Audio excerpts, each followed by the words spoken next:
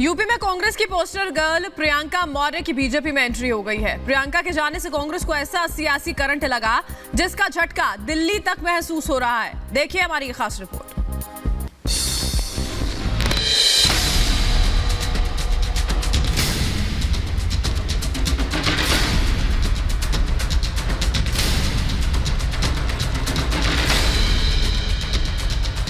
UP में कांग्रेस की poster girl Priyanka Maurya की बीजेपी में एंट्री हो गई। प्रियंका के जाने से कांग्रेस को ऐसा करंट लगा जिसका झटका दिल्ली तक महसूस हुआ।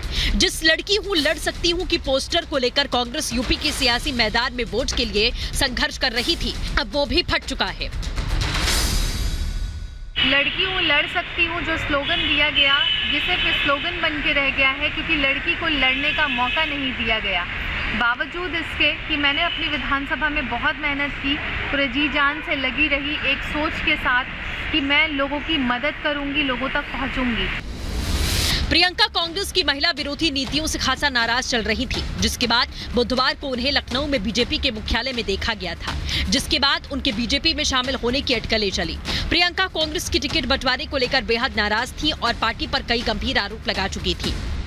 कांग्रेस में पहले से ये डिसाइडेड था कि पार्टी को किसको टिकट देना है और हमें सिर्फ मोहरा बनाया गया। शक्ति विधान जो मैनिफेस्टो है उस पर फेस लगा करके हमारा सिर्फ इस्तेमाल किया गया। महिलाओं के वोट को अट्रैक्ट करने के लिए, ओबीसीज के वोट को अट्रैक्ट करने के लिए, मौर्य, कुशवाहा, शाह के सैनी उनके वोट्स को सिर्फ अट्रैक्ट करने के लिए। जब हक अधिकार की बात आई तो हमें दरकिनार कर दिया गया। यूपी के चुनावी मैदान में महिलाओं के बीजेपी में आने के कई सियासी मायने निकाले जा रहे हैं।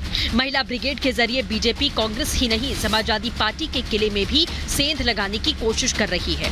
गुरुवार को मुलायम सिंह यादव की छोटी बहू अपर्णा यादव भी साइकिल से उतरकर बीजेपी में शामिल हो गई। राष्ट्रवाद से बड़ा कारण किसी भी भारतीय के लिए हो नहीं सकता और आदरणीय प्रधानमंत्री जी की सारी नीतियों से मैं बहुत प्रभावित हूँ। जिस प्रकार के कृत्य आदरणीय प्रधानमंत्री जी ने इस देश में किए हैं, मुझे लगता है ये सार्वभौमिक है कि उससे ज़्यादा, उससे अच्छा और किसी ने भी कृत्य नहीं किया है। वैसे तो सियासत में सेंधमारी कोई नई बात नहीं है, लेकिन जब तक मुलायम परिवार की बहू की बात हो तो इससे बड़े सियासी मायने निकलते हैं। बीजेपी फौरन कहने लगी कि जब अखिलेश यादव परिवार नहीं संभाल पाए तो यूपी भला क्या संभालेंगे। अपर्णा यादव 2017 के विधानसभा चुनाव में लखनऊ कैंट से समाजवादी पार्टी के टिकट पर चुनाव लड़ चुकी हैं। तब उन्हें कांग्रेस में बीजेपी से आई रीता बहुगुणा जोशी ने हरा दिया था। रीता बहुगुणा ने 33,000 से ज्यादा वोटों से अपर्णा को सियासी पटकनी दी थी। अपर्णा के आने से बीजेपी का कितना कमल खिलेगा ये तो बाद में पता चलेगा, लेकिन बीजेपी ने समाजवादी पार्टी के नहले पर दहला जरूर फेंका है। जिस प्रकार के फैसले, जिस प्रकार की नीतियां, जिस प्रकार से देश के धर्म की रक्षा, जिस प्रकार से देश के संस्कारों की रक्षा भारतीय जनता पार्टी ने करी है और किसी ने भी नहीं। चुनाव है, आना जाना लगा रहता है, लेकिन किसके आने और किसके जाने से कितना फर्क पड़ता है ये रिजल्ट के दिन पता चलता है। लेकिन दल बदल की सियासत ने कड़ाके की ठंड में यूपी का सियासी पारा बढ़ा दिया है।